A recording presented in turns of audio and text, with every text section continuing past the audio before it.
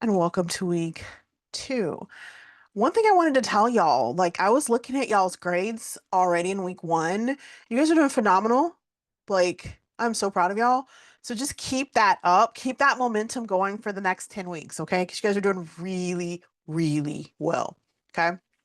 Now, and that's just for both classes, not just for this one. You guys are doing phenomenal in both. So that's it's pretty awesome. All right.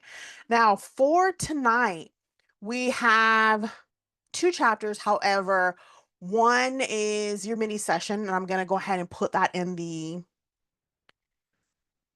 chat. So just make sure you guys get a moment because it really does break down the development, regulations, and resources of medications. Now, tonight, I'm really going to dive in to medication administration because this is what you guys are going to be doing in the operating room. And so I felt like this was going to be a little bit one that we really kind of need to get into. Okay. We have a Kahoot, quote of the week, and then we're going to wrap this thing all up. Our quote of the week: everything you want is on the other side of fear. Okay. And that's by Jack Canfield. As future certified surgical technologists, you are going to face moments of fear. It's going to happen, whether you're stepping into the operating room for the first time or mastering a complex procedure. They may say, you know what, Diana, you are going to be scheduled in this craniotomy, crash cranie, which is a little bit different than a regular cranie, and you may have not had as much exposure as you would have liked, right? You're going to be a little bit fearful, as you should, okay? But fear is not the enemy. It's the gateway to growth. Each time you push through, you become more skilled, you become more confident, and you're prepared for your career that you are working towards. I also want you to remember that success and fulfillment that you seek are actually on the other side of that fear. Embrace the challenges that are going to come, and you're going to find all the rewards waiting for you. Okay. So now let's get into some medication administration. So you see medication administration, okay? You see all the different routes that we're going to talk about, but I want you to pay more specific attention to the ones that are going to directly affect us in the operating room, okay? With that, we have to look at terms, abbreviations we know. We've got to look at our role when it comes to medications. We're going to break down the 5 rights of medication safety. There's a way that we identify medications and the steps that we do in the operating room that we're going to go over. Aseptic technique is huge, huge. So that means that we have to understand getting meds onto the sterile field safely. This is where that trust and verify kind of begins. Okay. We got to look at ways to label drugs on the sterile back table. You guys have a question on your exercise. We're going to answer that in this live session. There are certain supplies that we need. And as techs, we have to know why are standard precautions and sharp safety so important during medication handling. Now, medication handling rules change by state and facility. Handling medications is so important, and it's very critical responsibility in the operating room. Every team member has a defined role in this process. Now, for us as surgical techs, there is a legal authority that is set by state laws, regulations, and medical boards that we just have to kind of be aware of. Okay. So we have our circulator. They're going to go ahead and get our correct medication. They're delivering the medication to us on the sterile field. They're going to keep the delivery aseptic, meaning it's going to be sterile. And then they're going to document all medications used from the sterile field. Now, we're documenting on the field as well. You're going to learn how to do that in the next module. Okay, but I'm going to show you here. Now, there are some key points. You're giving the meds on the sterile field. This is a team effort. We may work as circulators or first scrubs. Again, that's going to be depending on your facility, your scope of practice, the other things in that particular facility, like the culture, okay? The circulator has three main duties related to medication handling. So let's get into it, all right? We're the scrub. We're setting up. We're going to accept the med from the circulator.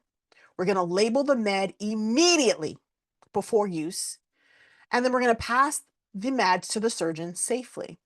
If the medication is not clearly identified, it must be discarded and replaced. We accurately label our fluid, whatever's on our back table, because of patient safety. Okay, so what you see in front of you is some ways that you will be labeling saline medication on your back table.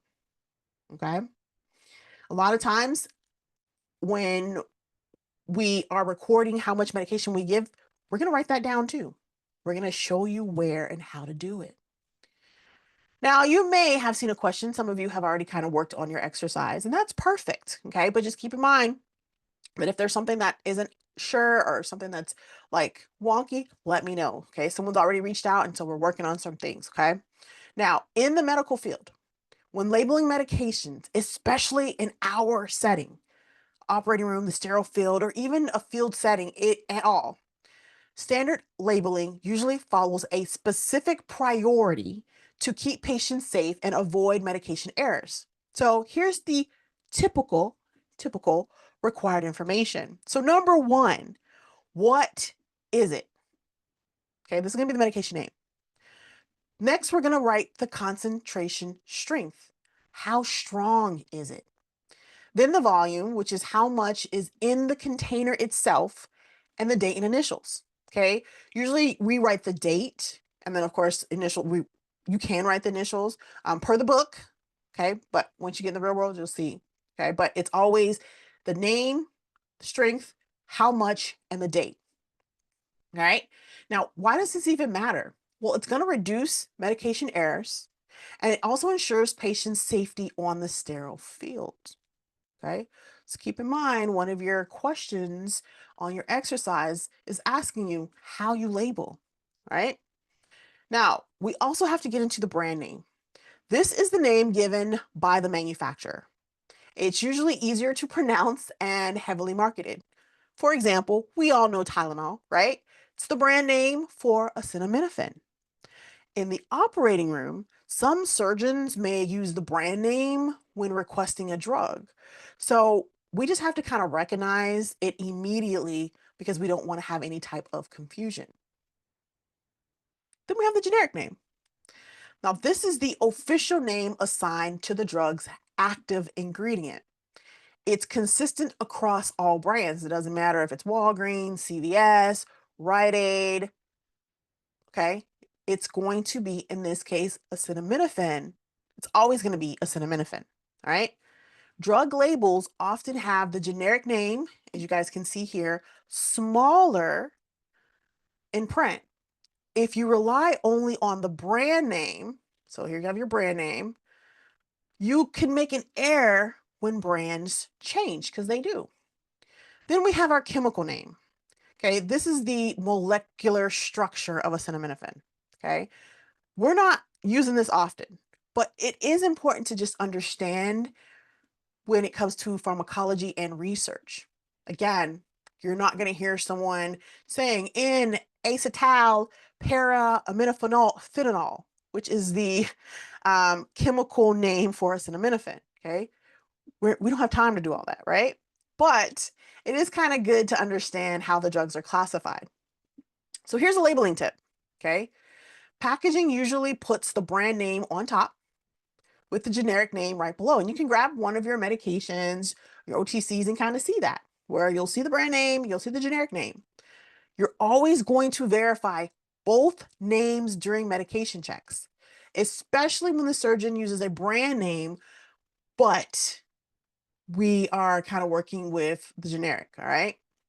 Now, the question on the slide is, why is it important for us to recognize all three names of drugs, especially in the operating room? Well, I kind of gave it to you, right? Brand names change.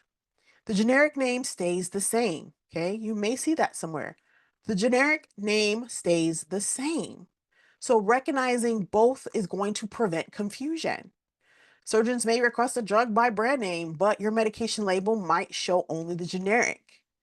And knowing the chemical name can really just help us understand drug interactions and their classifications. Now, make sure you're going back in the chapter and reading, okay? Box 4.2 lists the 5 rights of medication administration. Of course, we're going to break it down a lot more here. Now, we look at medication errors to be avoided, right? We don't want those. So we have the 5 rights of administration, right? Right drug, right dose, right route, right patient, right time. So let's break those down.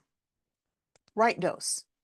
Here we have 2 strengths of heparin on the sterile back table. This is typical. This can happen. So I'm asking you guys, what is the risk if we don't label them right away?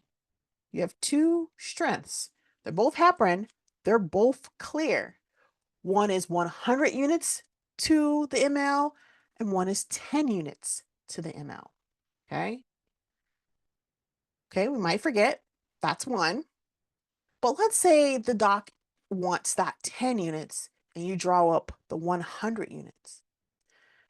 We could overdose or underdose the patient. Exactly. So, as you guys are going through these next couple court classes, I want you to start thinking about ways and strategies that you can keep medications organized and avoid errors when multiple concentrations are present. So one thing we kind of look at is labeling as soon as we pour it. So that's the one thing that we're going to instill that in you, okay? We keep them separated and we confirm with our team before passing. Trust but verify, okay? A wrong dose could cause life-threatening bleeding or clotting. Now, right dose equals correct amount plus correct strength. Label all meds carefully. And we are the key to avoiding wrong doses on the sterile field. Now, keep in mind, it's not just on us. We're a team. So I want you guys to remember that. We are a team. It's not ever just on us. So we get to the right route. This is the path the medication takes to reach the body. In the OR, most medications are IV. You may see that again. Most medications are IV, but others can be topical, local infiltration, or even irrigation. Using the wrong route or concentration can cause serious harm, just like Miss Alexandria said. So we have an example in front of us. We have 1 to 1,000 topical or 1 to 100,000 injectable. A lot of times in the operating room, this is the one that you are going to have on your field. Not saying you won't have this, because you could be doing a procedure where topical is indeed what the surgeon requests. But a lot of times it's going to be the epinephrine 1 to 100,000. So we're going to double check the medication. We're going to look at the form, we're going to look at the label before we even pass it to our surgeon. We also use the surgeon's preference card and we repeat the name, the dose, and the route out loud when we're passing meds. Again, we're going to confirm the route. We have to differentiate strengths of epinephrine because they all have different uses. Again, a mix-up can be life-threatening. This isn't to kind of scare anyone, just to kind of let you know that this is one of those things where, as techs, we are just that more adamant about. We watch meds as they're being delivered to our sterile field. Once we get to week 7, 8, we're going to actually see how we do it. Okay. And I want you to keep remembering this, what I'm telling you. Trust but verify. We're trusting that our circulator is getting our right medications, but we're going to verify with our eyes and our ears that medication is correct before we pass it to our surgeon. Okay. Correct route and purpose equals patient safety. Now, before every case, we do a timeout. It does not matter whether you're doing a toe amputation or a craniotomy or a double heart or double valve bypass, a spinal case, OBGYN. We always, always, always do a timeout. Now, right patient is the fourth element in medication safety. Giving medications to the wrong patient, we know, can cause life-threatening errors. In the operating room, patients are, of course, unconscious. They're vulnerable. So our role in identification is so important. So we pause before the procedure. Now, it depends on your facility. Some facilities prefer to do the timeout before the patient is prepped or positioned. Some facilities require just a timeout before the surgeon actually cuts. So that means that the patient is already prepped, draped, in position, and ready. Okay, it just depends on the facility, the culture. All right. I've worked at more hospitals where we do not even prep our patient until we've done our timeout. But that doesn't mean that that's the only way. So I just want to kind of keep that in your mind. So what you see in front of you is what is usually in every operating room, some form. It had what we do is we go over the patient's identity, name, date of birth, ID, the procedure, the correct surgical site. We never skip it. Okay. For us, we're confirming patient details with the team. We're checking for drug allergies or hypersensitivities. The nurse has the chart open and we verbally confirm everything with our circulator. It's almost like you may hear like silence on deck because everyone's stopping what they're doing for this time out. We make sure that the medications match the correct patient and the procedure. If something does not look right, this is where your surgical conscience comes in. Speak up immediately because you are the part of that safety net. So, can you give an example? How would you say it out loud? Perfect. All right, I'm going to get some characters, okay? I'm going to be all of you, so just go with me. It's going to be kind of weird, but just go with me, okay? All right, so Miss Frances is our anesthesiologist, okay? Miss Diana is our surgeon, and I'm not picking on them. It's just they're the first people I see, okay? So just keep that in mind. They're like in front of me. Miss Liam is going to be our circulating nurse. I'm the surgical tech. So Frances comes in. Hello, everybody. We are here for a appendectomy. Okay. I don't foresee any possible difficulties. The expected duration is about 45 minutes. There are no implants or special equipment that's needed, just everything that's on my preference card. Diana, who is our anesthesiologist, says, all right, the patient is intubated. I have no airway concerns. NSEF has been on board, meaning I've given she's given medication about 60 minutes before, so it's ready to go, has no concerns. Liam, who is our circulating nurse, comes in and was like, sterility has been verified. There are no equipment issues or other concerns. Liam looks at me. Do you have any questions? I'm going to say I have no questions. All of my instruments have been verified and sterilized. We're good to go. Then the surgeon, Francis, goes, are you ready? If you see anything that concerns you during this case, please speak up. Now, granted, that's the scripted one. A lot of times we've worked with each other for a long time, so it's a lot more laxed, but we still go through the same steps. Okay. If we have never worked with each other, we're also going to introduce ourselves. If we have vendors in the room, they're also going to introduce themselves. Okay.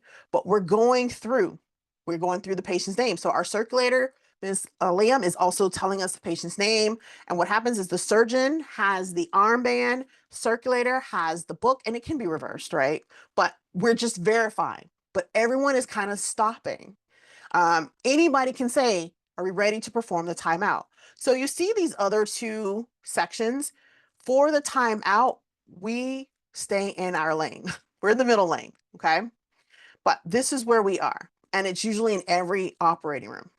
Does that kind of set the stage? Makes a little bit more sense how we gotta go through. Yes. Okay. I just have one more question. Now, Uh-huh. just say that you're in the procedure and the doctor's, working on the patient, and then someone sees something or you see something. Do you say stop, or what do you without scaring people, or Right. um, how do you like say, hey, stop, or what Have an procedures? example. So I worked with one of my surgeons, and remember, it's all about rapport, okay? Because it's not what you say, it's how you say it. And I love how you're bringing that up. So I was working with one of my doctors, not going to say their name because you may work with them, and I adore her. Um, so we were doing a case, and we were doing one where we were working in the thyroid, but we're working in the airway as well. And so these are one of those cases where this part is sterile and this part is surgically clean, right? And I had her residents that were kind of like new, so they were a little bit nervous. And I was like, here you go, doc. Let me change your gloves for you. Again, it's about rapport. If you have a surgeon that maybe you've never worked with before, and let's say they get a rip on their gloves or anything, they're going to be appreciative because they don't want to contaminate that patient either. So like you see something, and let's say, for example, Robert, you are my doc, okay? And I've never worked with you before.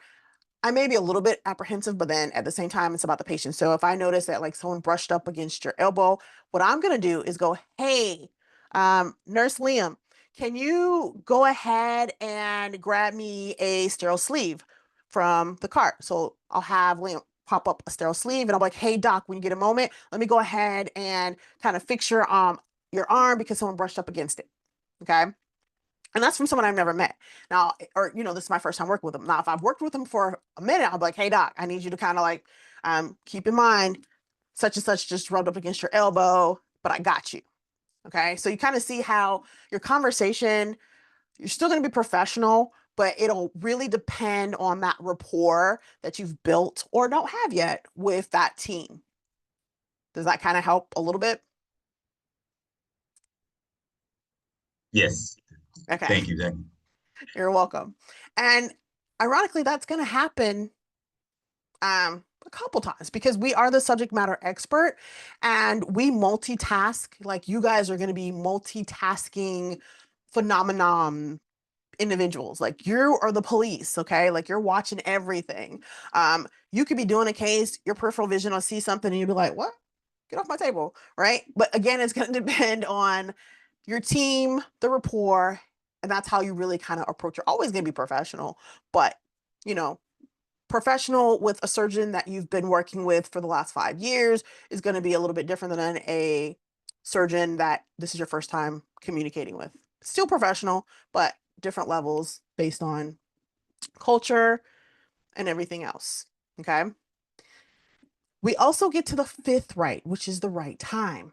Surgeon gives meds at the correct time for us all the time because it's during the operation. So this is not one that we are really like, oh my goodness, this is the right time. Okay. We're in surgery. It's always the right time. It's easier for us because the surgeon is present. Now, we're going to have the meds ready when requested. We're recording all meds given from the sterile field. That's going into the operative report. Now, this fifth right, just make sure that medications are given again at the right, correct moment, which is during surgery, like it's happening. Too early or too late can affect patient safety and surgical outcomes. That's more for like anesthesia, right? So, what do I mean? So, let's say we're going back and we're still doing that same case. We're doing an appendectomy. And remember, surgeon said 45 minutes, but here we are at an hour. So, now we have to give a little bit extra medication to kind of hold us over and vice versa. Okay. Now, in most cases, the surgeon determines when the drug is needed. That means that we're just going to have it ready at request. It's per PRN as needed. Now, antibiotic irrigation should be applied before wound closure to prevent infection. Again, the irrigation is going to be on our back table and we're going to hand it to our surgeon during surgery. So a little bit different. It's the same with local anesthesia.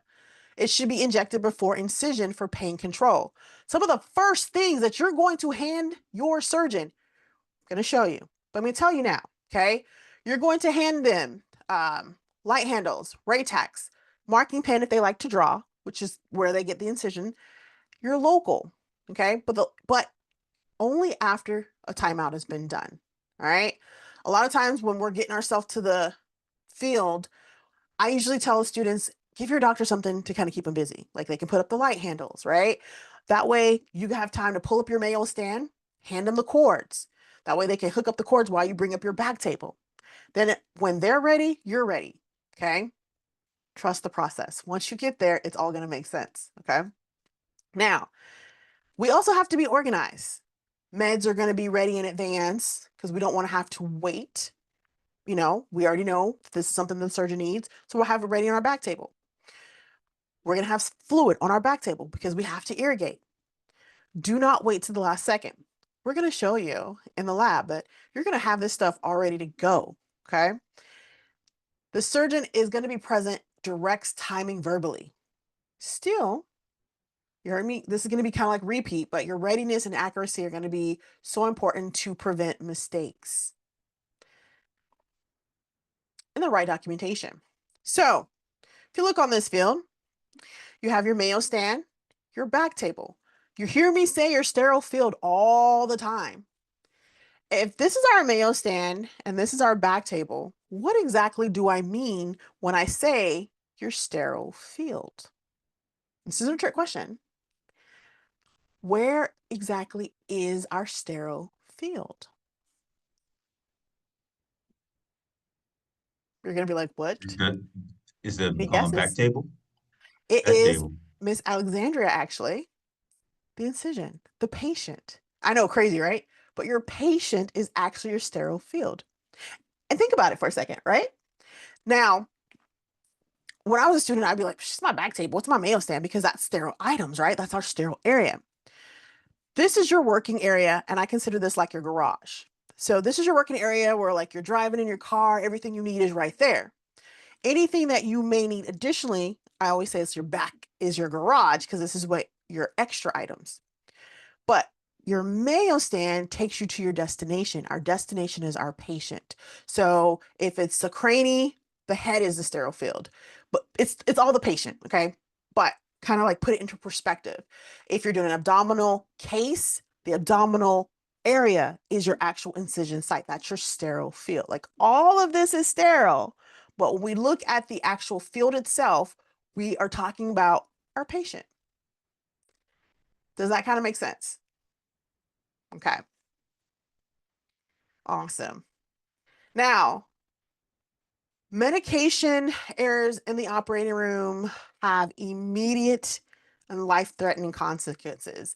In the Navy, I actually pulled a student from clinicals because he or she almost gave the surgeon a wrong medication in clinicals. And so that's really big. Okay.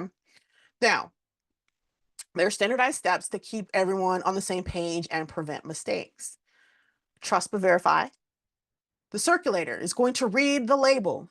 Do I have some eye drops to kind of make it visual for you guys. Okay. So I have my little eye drops. Okay. Here are my eye drops.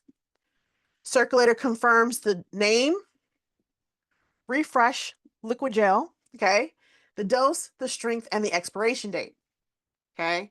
So I would be like 10/26. And as you can see, I'm acting like you guys are scrubbed in. So I'm showing you just like this to your eyesight. Okay. Don't let them go low. Don't let them go high. They're going to go right in your eyesight. What you're doing is you're going to double verify. So they tell me refresh liquid gel. So now I'm giving it back to me. So I'm repeating it back. I see refresh liquid gel, zero point 0.5 floor ounce, 15 milliliters. And then they're going to be like, and I'm going to say, hey, I can't see the expiration. Expiration 10/2026. Okay. So I've trusted them. I've verified them. Okay. So trust, verify. Now we have that visual confirmation. We have that extra safety. We're going to close the communication loop. Okay. We're only going to accept the medication after we fully verified. Never leave meds unmarked on the sterile field. So now I'm going to open it, and the circulator will usually say, can I go ahead and pour this on your field? And you'll have your medicine cup ready. Okay. And they're going to pour it on your field, and you're going to immediately label it. All right. Again, we're going to show you in the operating room, in the lab. But never, ever, ever accept medications without seeing and verifying. This is where I say trust, but verify. Okay. Now, accepting an unverified medication equals a huge risk for wrong drug administration. So let's say something happens, okay? And we forget to label a syringe immediately after receiving it. What could potentially happen? You have four other syringes on your back table with clear liquid. And you guys can type yes or no, could the drug be confused with another and given incorrectly? Yep.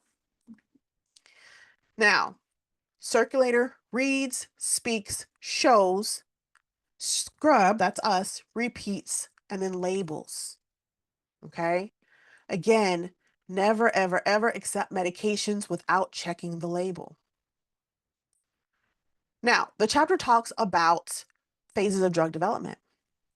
The goal is the drug making sure that it's safe for humans.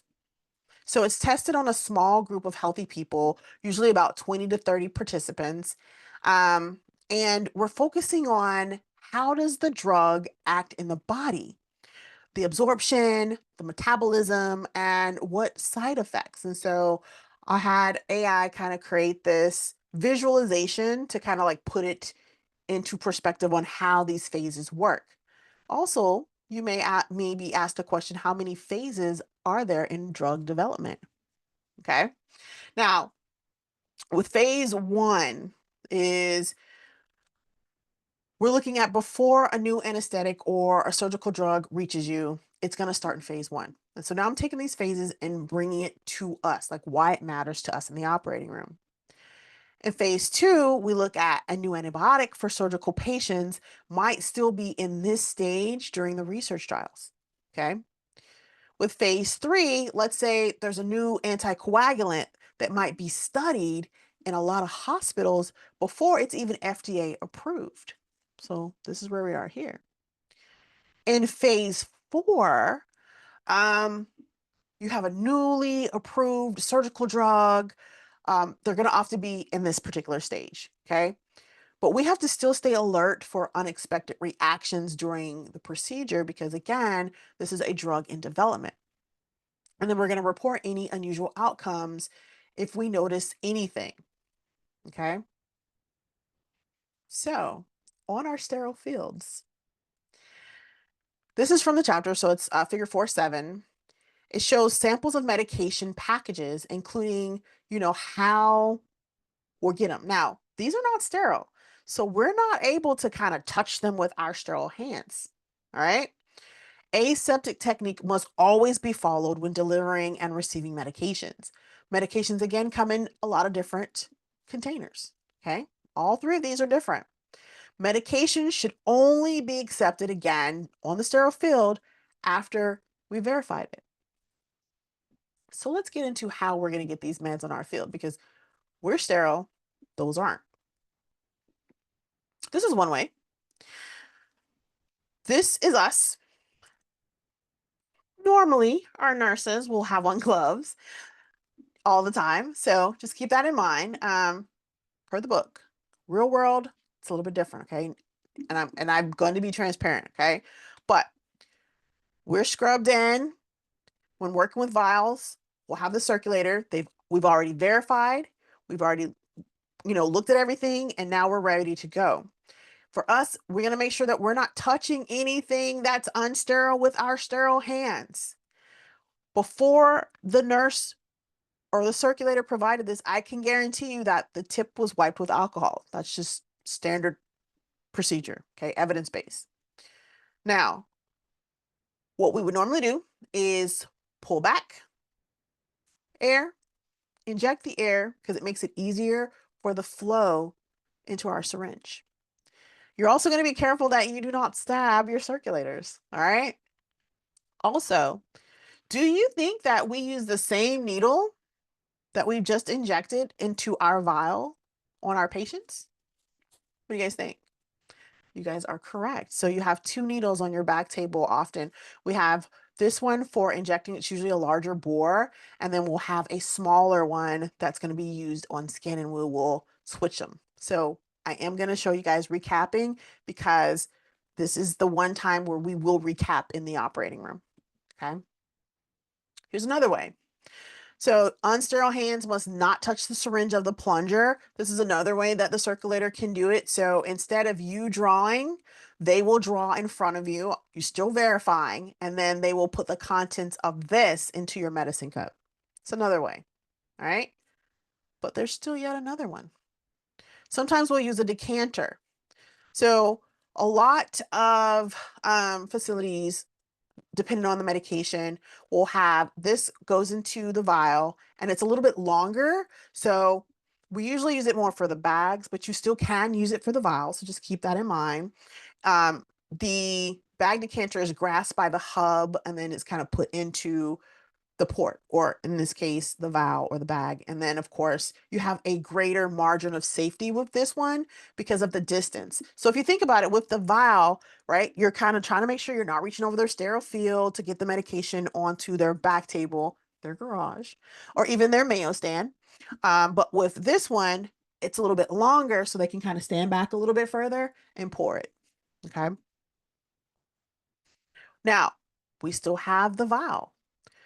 In this one, you may have a vial popped up sterilely, or you may have your circulator pop it. We have a filtered needle that you would have on your back table, or again, circulator can use it, do it themselves, but they'll use that filter needle just to make sure you're not getting any glass particles that could have potentially, harmed the patient. So a lot of different ways that you can get medications onto your back table, your Mayo stand, into that medicine cup. Okay. Now, the scrub is responsible. That's us for showing the medication label, um, an expiration date once we've signed it or like wrote everything so that the circulator can also see that we've trusted, we verified, but they are also verifying with us again. So it's another safety measure to kind of protect that patient. We have tools. This is the most important rule. Most drugs used in the sterile field are clear. They don't have a color marking. The Joint Commission's marked, they have like patient safety goals that require that all medication containers on the sterile field be labeled. And it just makes sense, right? Because we have so many clear medications. I mean, you have epinephrine here, you have lidocaine here, right? It's all clear. You may even have a saline flush. Saline is clear. The chapter will just want you to kind of know about the Trizil handbook on injectable drugs. The purpose, checking IV, drug compatibility before it's mixed. Again, a lot of facilities will have pharmacy, have them pre-mixed and sent up. And then if for some reason you do have to mix something, you and your circulator are right there. You are not by yourself. Okay. So just keep that in mind. A little bit more labeling. Now, there are pre-printed medication labels that are used on the sterile field. Some facilities have them, some do not. So keep that. Okay. Now, when we look at labeling, this one's actually pretty cool, right? Because it already has what it is, lidocaine with epinephrine. You're just writing the strength, 1 to 100,000, and there's a little spot for the date. And then you can kind of do that and keep it moving. You're still going to trust but verify. Pre-printed labels are the most accurate medication labeling. So you may see that. I will repeat. Pre-printed labels are the most accurate medication labeling method. I forgot to say method. All right, so just keep that. But we know that pre-printed labels are the best choice. But handwritten labels are acceptable if done with a sterile marking pen. It's always going to be a sterile marking pen because that's what we have on our back tables. Never, ever, ever, ever, ever skip labeling. It's just unsafe and considered negligent. Okay. Poor labeling prevents, or proper labeling, because poor labeling can give the potential for serious harm to the patient. And then, of course, we, as the certified surgical tech, are held accountable for certain issues. There are medications, or abbreviations, okay? Shortcuts. The chapter just wants you to kind of have an idea of these. Knowing them helps you to just interpret medication timing and instructions. Okay, so I highly encourage you to kind of go back and make sure you have a good grasp on these abbreviations. For example, If a surgeon says give 30 ml antibiotic irrigation Q6H, you need to understand that that means every 6 hours, possibly throughout the case for post-operative instructions. And yes, there are cases that are 6, 8, 10, 12 hours long. Okay.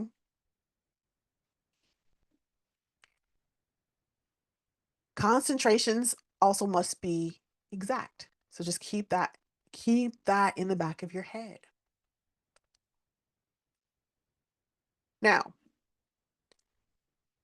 these are topics that don't come up as often, especially in casual discussions, but are tested frequently. And more importantly, they matter in our settings. So we have sublingual. Medication is placed under the tongue. All right. Now, often used in emergency meds, nitroglycerin, or chest pain. We're not going to administer it, but we still need to kind of recognize the orders and prep correctly. Epinephrine, common in plastics, ENT, and my favorite ortho. Watch the concentration, topical versus injectable. It's going to differ. You have 1 to 1,000 versus 1 to 100,000. Okay. We have room tip irrigation. This is especially important in long cases or open cavities like abdominal or thoracic. And there's also weight-based dosing. You may have to assist in verifying doses or recognizing unusual amounts, especially if you're doing peds or bariatrics, okay? Because for peds, you're not going to use the same medication that you would use for bariatric surgical procedures. And it also talks about combining drugs. You may be asked to mix drugs for irrigation or injection.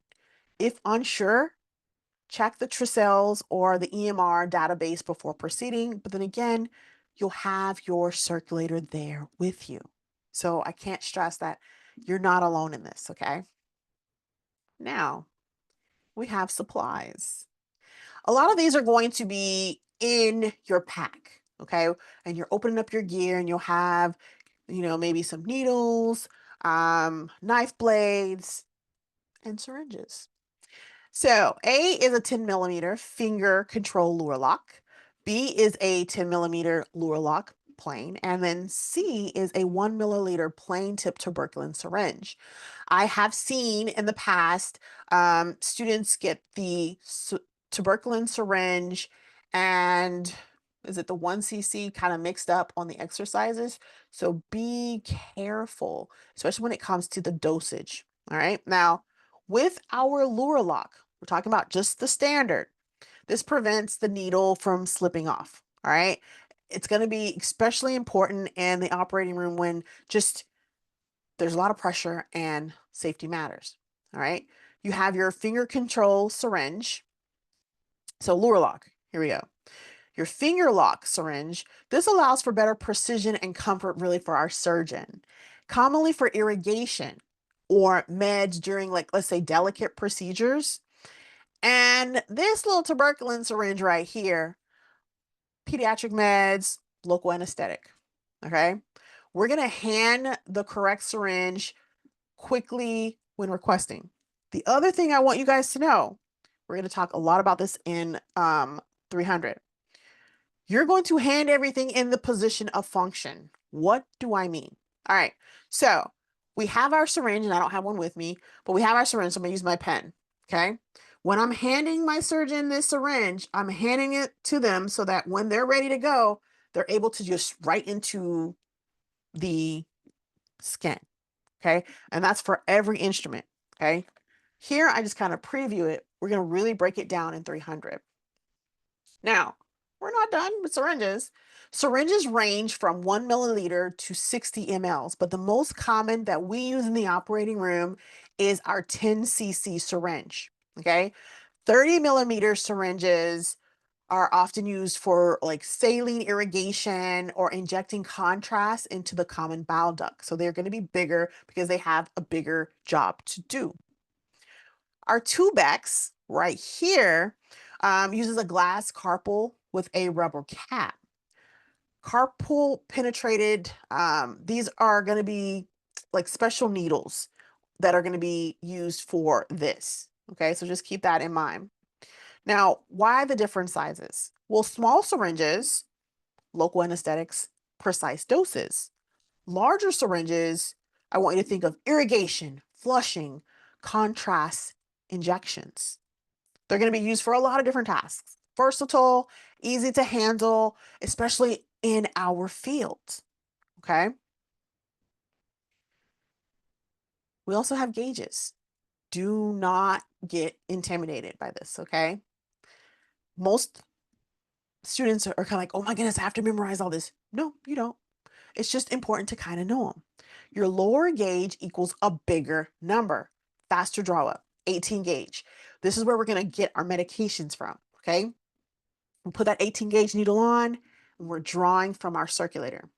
Then we're going to take that 18 gauge needle off and we'll put maybe a 22 or a 25. Less tissue drama. Okay. Now, color coding helps you to identify needle size quickly. So you kind of want to just have an idea of these. Okay. You can kind of memorize them now, but just know that you're going to know that you know once you get in the field. Trust me. Okay. Now, when we talk about the length of the needle, 1.5 inches is the most versatile in surgery. 3 inches is going to be used for like deeper injections, but only when needed. It'll be on the surgeon's preference card. So you'll know exactly what is needed. All right. We also look at phases of drug development again. Again, I just want you guys to break these down and just get a good understanding because you're going to see some scenario based questions. And I want you to be comfortable when you're answering them. All right. Now, one of the last things we're going to talk about, we have a couple more, but here's really important. We talk about sharp safety. We're going to start with this about 2-minute needle safety video that I want you kind of pay attention.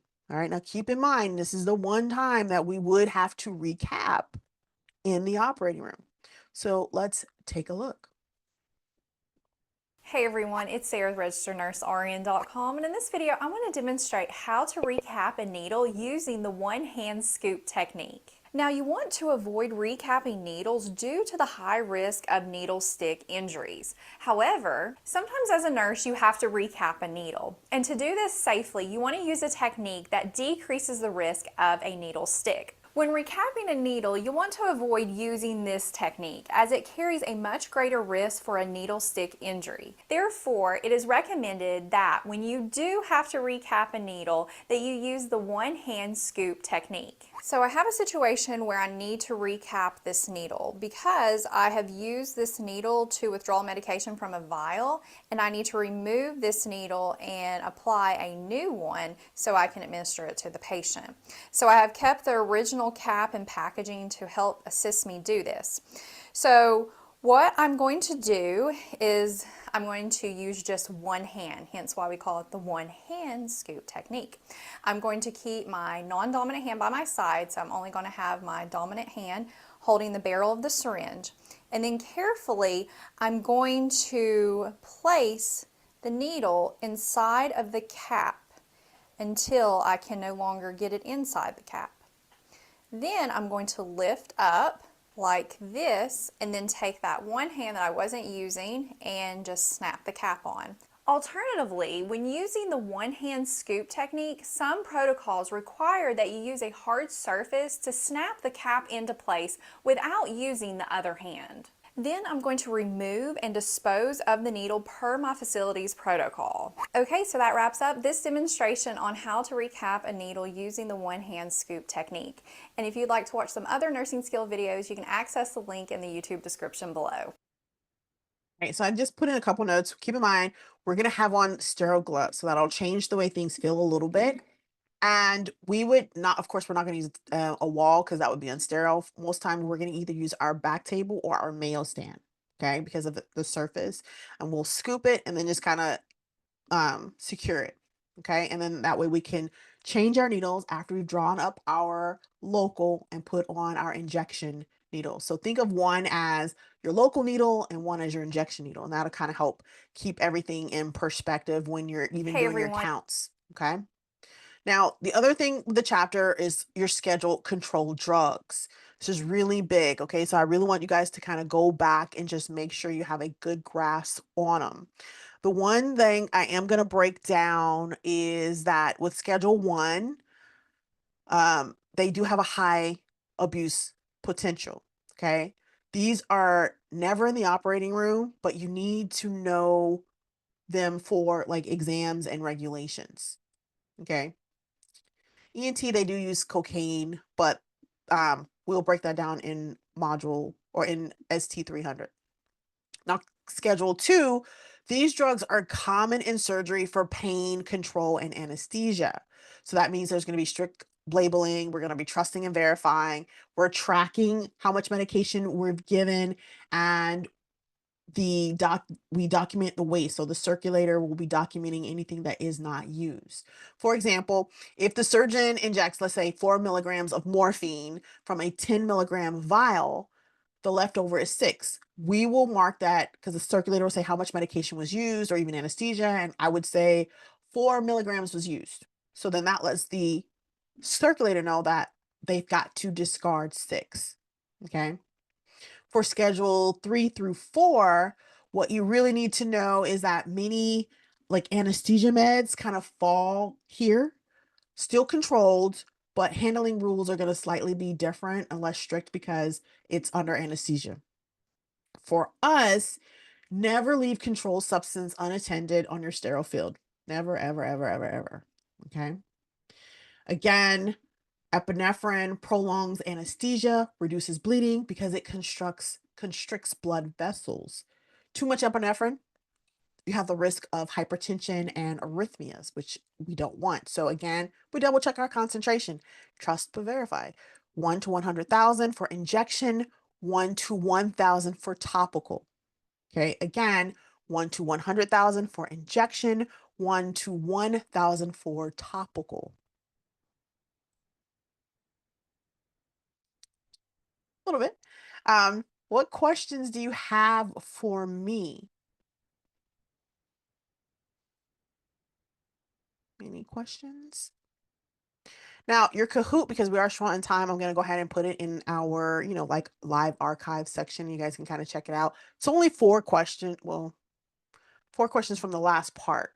So go check it out. No requirement, just another kind of like ancillary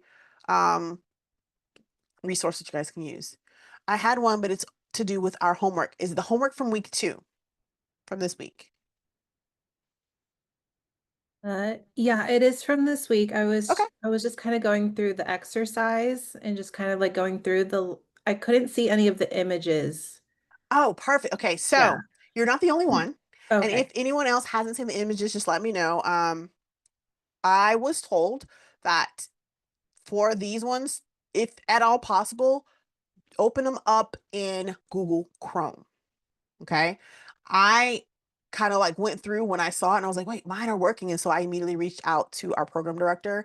And so she said, make sure that they are using Google Chrome. But while I have it open, let me go to your class. If you guys give me a second, just so that you guys can kind of see what you should see. Okay. So I'm in instructor mode. That's why I don't have it up for you guys. But give me 1 second because I'm going to stay in instructor mode. Week 2. And thank you guys for reaching out. Always reach out. It's important for you guys to be your own advocates as well. And I'm loving that. Okay. So I am assuming it is questions 8, 9, and 10, right? This is what you should see for 8. So when I was going over what's important to be on that label, 1, 2, 3, and 4, this is what I mean. Okay. This is what you should see. Okay. Yeah. And it's a drag and drop. All right. For question 9, you have syringes. And this is where I was saying you've got to be careful because you have the type of syringe. Okay. And you also have to kind of go over the amount in the syringe. And I'm going to scroll down so that you can see everything that you should have for question 9. But I think the third one, it's not showing the syringe, isn't it? Do you guys see? Go ahead. The first two, they're not supposed to be a third syringe? Let me refresh. Well, I'll check again. And now they're, Because I just opened this one. All right, let me go to Google Chrome because I'm on Firefox. Look at me. Let me go to Google Chrome. But that's the first thing that we're going to try. Okay. So if after you've gone through Google Chrome, if for some reason it's still not showing, let me know,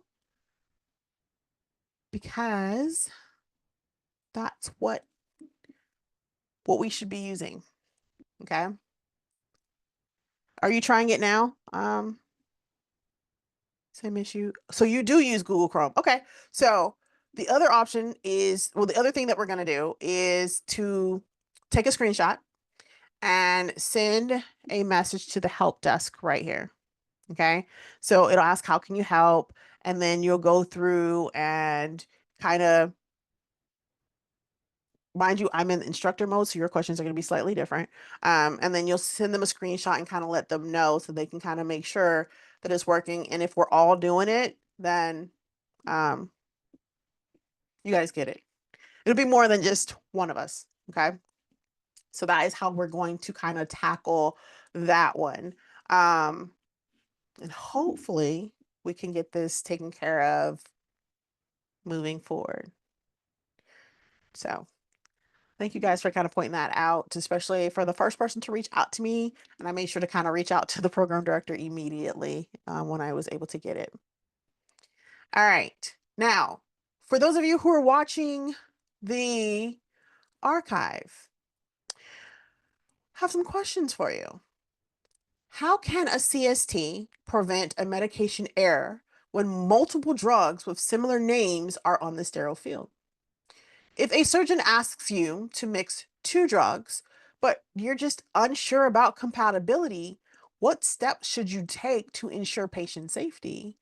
And why do you think we play such an important role in the 5 rights of medication administration, even though we don't actually inject the drug?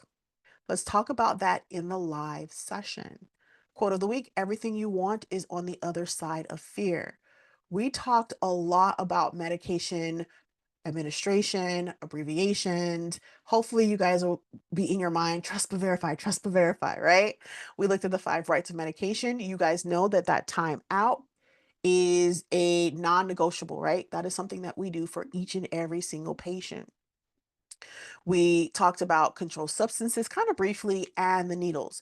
I also want to kind of make sure those who are watching the archive, well, if you're still having the same issues with not seeing all the images, please let us know, reach out, and again, take your screenshot and reach out to the help desk as well. With that, any other questions that I can kind of help you guys with this evening? Not okay. Well, we're in week 2 of our 11-week module. And again, I am so impressed with y'all. Like, there's something I'm gonna tell you guys next week about one of your classmates has already done their paper. I wasn't supposed to talk about it today. They got an A.